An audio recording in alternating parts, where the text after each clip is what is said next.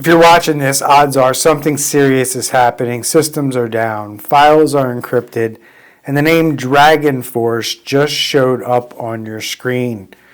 I'm Bryan Hornung, CEO of Xact Cybersecurity, a division of Xact IT Solutions, and I've helped businesses recover from exactly this kind of attack. This video is for you if you're under attack right now or you're trying to figure out what happened and how to respond to the DragonForce Ransomware group. So let's get into the first section here, which is who the heck is DragonForce? So according to the threat intel team here at Xact Cybersecurity, DragonForce started as a politically motivated hacktivist group around 2023. But they evolved fast. By 2024, they were offering ransomware as a service and to cyber criminals worldwide. So essentially set up an affiliate ransomware as a service group. Today, they're one of the FBI's most active ransomware groups, according to their statistics, and they run like a business. They recruit affiliates and they hit hard. So let's talk about now how they get in. They're not breaking in through some advanced zero-day, guys. They're walking in the front door using phishing, tricking your employees, tricking you, using fake login pages, fake MFA fatigue attacks, and then they're exposing your computers with remote access to the internet so they can get back in. If you have things like open VPN ports or old RDP access still exposed, this is how this group, DragonForce, is getting in 99.9% of the time. And once they're in, they use your own tools, things like PowerShell that exist on Windows, Mimikatz, TeamViewer, and they move laterally and escalate. Why do they do this? Because those tools fly under the radar from most of the security tools that are out there. It's called limit off the lamb, and this is what these guys do to move laterally and really do damage to companies' networks. So once they get inside, what do they do? One of the first things this group does, DragonForce, is they exfiltrate your data very quietly, sometimes terabytes of it, and it's unbeknownst to the people involved in managing the network in most cases from all the cases we've seen.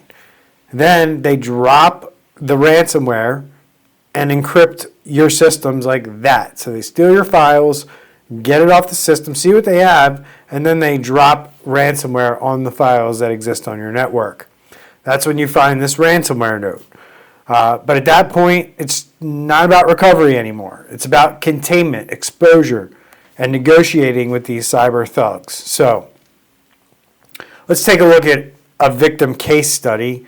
This one isn't hypothetical. These are all in the news. You can go look them up yourself. Google Marks and Spencer. They lost over $400 million just this year in April to this group. A co-op group in the UK also had their systems go offline for an extended period of time and caused massive disruptions in supply chains in the UK. A Saudi construction firm had over 6 terabytes of sensitive data leaked right before Ramadan. So this group doesn't just target U.S. businesses, although U.S. businesses are their number one victim. They hit everybody around the world, any size. So be ready. These weren't random. These were calculated hits on these victims. So has your company ever been hit by ransomware or by DragonForce? Or have you been targeted by a phishing attack that ever turned into something horrible like ransomware or some other malware or business email compromise event? Tell me about it in the comments. I'd want to hear your thoughts and experience on ransomware and whether you've ever dealt with the ransomware group DragonForce. So why does DragonForce pick their victims? Who are their victims? Because DragonForce essentially just targets vulnerabilities. They don't really target specific companies or specific people. They look for devices that have vulnerabilities, and they hit them hard. So it's not an industry thing. You could be in healthcare, you could be in construction, you could be in IT, you could be in government. It doesn't matter. They look for weak MFA. They look for unpatched VPNs, flat networks, and untested backups. So if you get hit with the DragonForce ransomware, should you pay the ransom? Let's talk about that big question. Should we ever pay? Should we pay this group? Look, I'm not going to sit here and tell you what to do. It's your business. You decided to start it. You can make the choice to pay or not. But let me inform you of the risks and what happens when you do pay these cyber criminals. DragonForce runs a double extortion game. That means they've already stolen your data. So even if you don't pay for your files to get unlocked, they threaten to leak it. So pay the ransom, you might get a decryption key or you might not.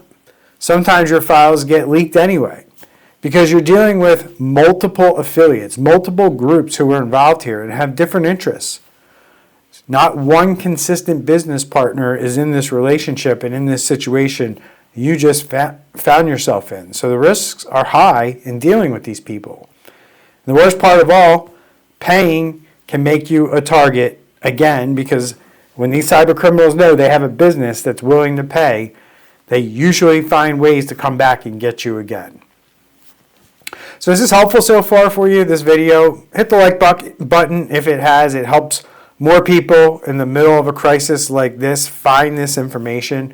And if you're into breakdowns like this, go ahead and subscribe to this channel.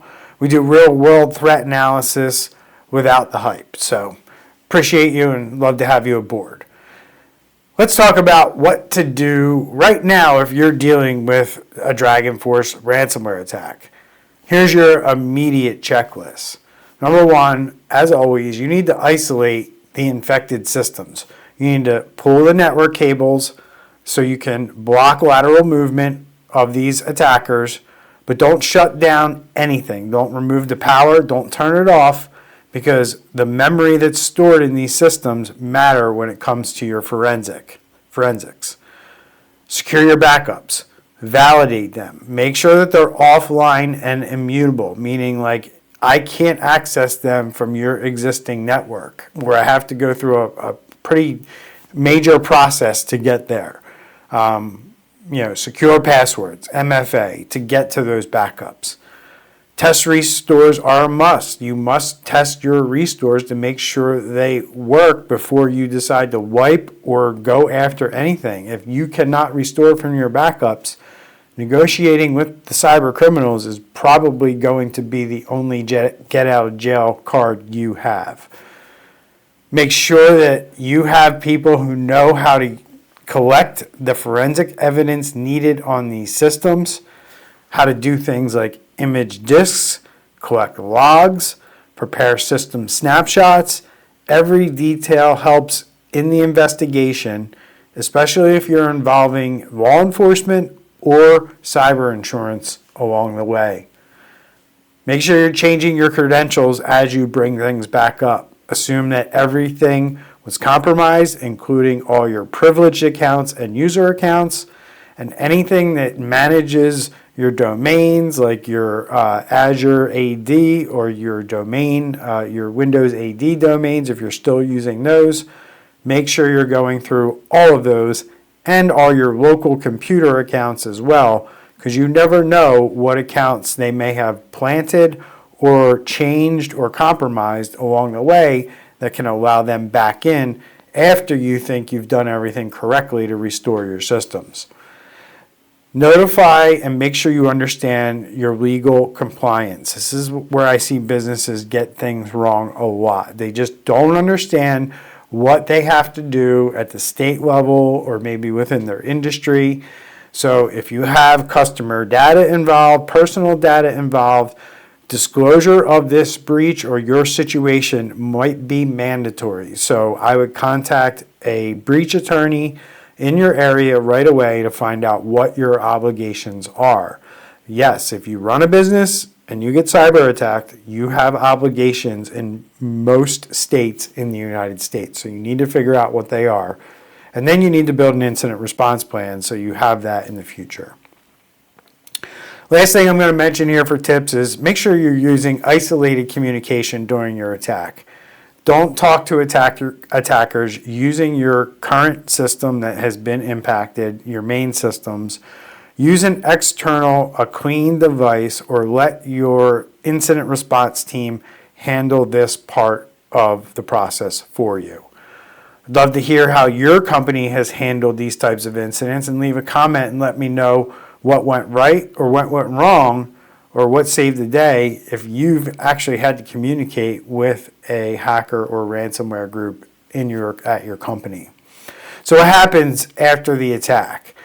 Even after ransomware is removed here, folks, the real work begins now.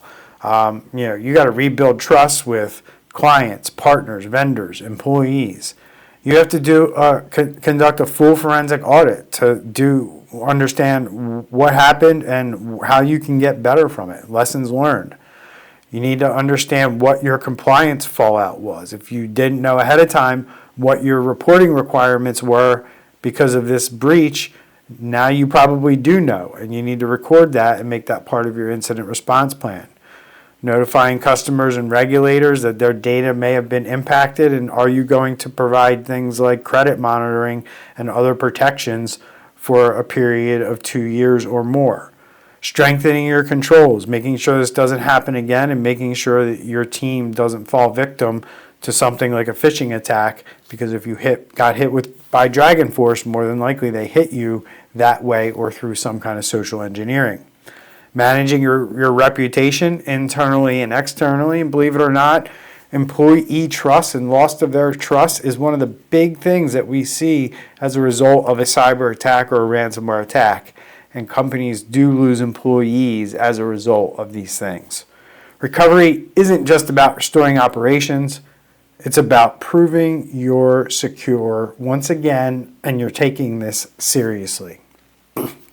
So here are my final thoughts if this is happening to you right now. You're not alone, number one. DragonForce hits hundreds of businesses a month, quite frankly. The worst thing you can do is act out in panic or cover it up. There's a right way to respond and a wrong. And covering this up and not telling people and thinking it's going to get buried and no one's ever going to find out usually turns out to be bad news. Usually turns out to be fines, penalties, sometimes jail time, depending on your situation. And even massive class action lawsuits are pretty much a guarantee if you try to cover it up and somebody finds out. And it's a very expensive, wrong way to do this. So I've seen companies make both choices. One leads to growth. The other leads to lawsuits and shutdowns. So you take your pick. I'm just here to give you a heads up on how this plays out in the long run. So if you're watching this after hours, or if you're on IT or in IT leadership and they're not responding, drop a comment. I check these personally. You don't have to fight this alone. Let us know who you are, where you're from, and we'll step in and get the ball rolling for your company on your behalf. If you need help containing a threat like DragonForce, responding to DragonForce attackers and ransomware negotiators, or figuring out how exposed your business really is, we do this for your company. So reach out to us. Visit xactcybersecurity.com and book a confidential call with my team. They can help you out. We've dealt with DragonForce. We know their playbook, and we can help you build yours to defend against them and every other ransomware group that's out there. I'm Bryan Hornung. If your business is under attack, take a breath. You're not helpless, but you do need to act with purpose. Follow the steps, use your head, ask for help when you need it, and if this video helped you, drop a comment or hit subscribe so we can help more folks in your shoes. You've got a business to protect. Let's do it right.